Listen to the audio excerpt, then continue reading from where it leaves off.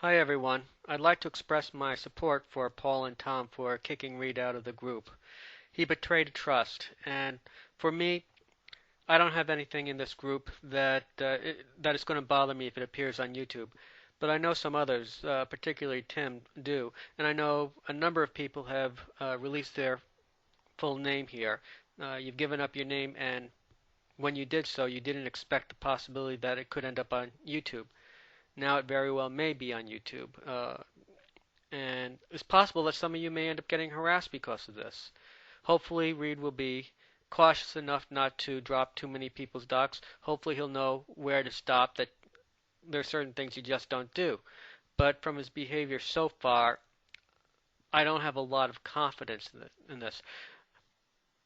I guess the only real hope is that he didn't plan this ahead so thoroughly that he grabbed all the codes. That would be my guess. My guess he's a somewhat impetuous man, and that he probably didn't plan to take all the embed codes from all the videos. I'm guessing he probably just took one or two of the videos that he wanted to put out there, and he didn't think through and try to grab everything. That would be my guess. Now, I think this is a lesson for the future. It's part of the reason why I decided not to take off my mask when joining this group. I don't want my face to be out on YouTube, especially since there's somebody out there who has expressed a desire to see me dead. I don't think he'd actually carry it out, but he kind of knows my general area of where I live.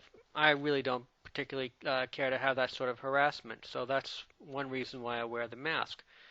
Now, you've probably all heard of Godwin's law. That's back in the old bulletin board days when people did text typing and there were long threads that would result from an argument. And the Godwin's law went something like this. As the length of the thread grew, the probability that someone would call someone else a Nazi approaches 1. Well, I'd like to put my own twist on that. Maybe someone else has already thought of this. If not, I'd like to designate this the Themaskedanalyst law.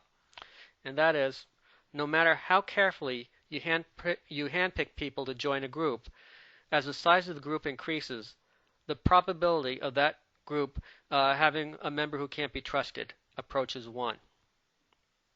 I think it's inevitable that as the size of the group increases, we will have people in here that just cannot be trusted.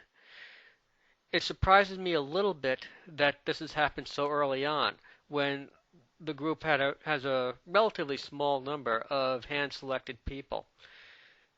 When we throw the group open for others, when we throw the group open to the world, if and when that happens, I suspect there'll be more situations like this, no matter how careful we are to screen people. It's just impossible to screen everybody perfectly. And now I'm beginning to wonder whether I had some sort of obligation or duty to tell Renetto. I had some bad feelings about Reed before when he joined the site, from before. I had some bad feelings about this. He has blocked me. Now I know he pretends to love free speech and he wants to throw open the doors, but he won't let me speak on his videos. He won't let me comment on his videos. And only because I said something relatively mild, like, why is my Reality Bites blocking me? Only because I said something very mild, he blocked me. I have no idea really why. It certainly wasn't extreme. It certainly wasn't that provocative, and yet he blocked me. And here he is, this guy who's pretending to be the champion of free speech. So that just sits in my craw wrong. So the question is, could I have prevented this by voicing my concerns to Paul and Tom earlier? The thing is, it gets too easy to get on a witch hunt. And to be perfectly honest, there's one other person here who I have some concerns about, and I'm sure that there are people who have concerns about me, especially me wearing a mask and all that. I'm sort of an unknown quantity for some people, or some people might have a bad impression for me from the other site.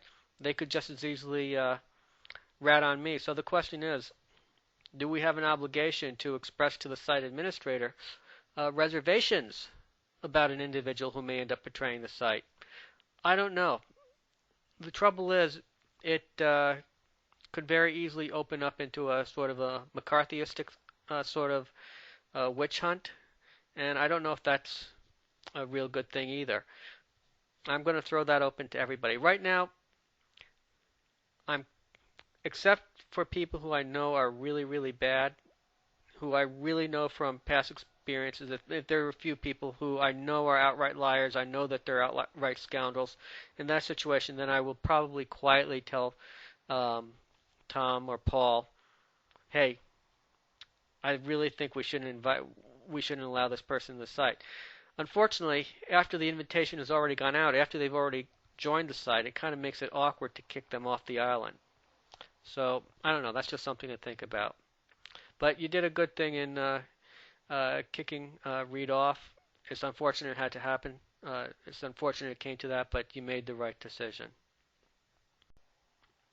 I think that everyone should watch a recent video by Hello Rodney. I forget what the title was, but he made some good points that even if we get the embed code fixed, it's very possible for somebody to record what goes on here. And in fact, Tim gave us a demonstration of that. So if you've got any really deep, dark secrets, I echo their thoughts that this is not the place to share them. Don't share anything here that you would be appalled by if it ended up getting onto the YouTube. Whatever goes here, in theory, should stay here. Whatever is said on Vloggerheads should stay on Vloggerheads, but don't bet the bank on it. Well, that's all I got to say about that. Take care, everybody.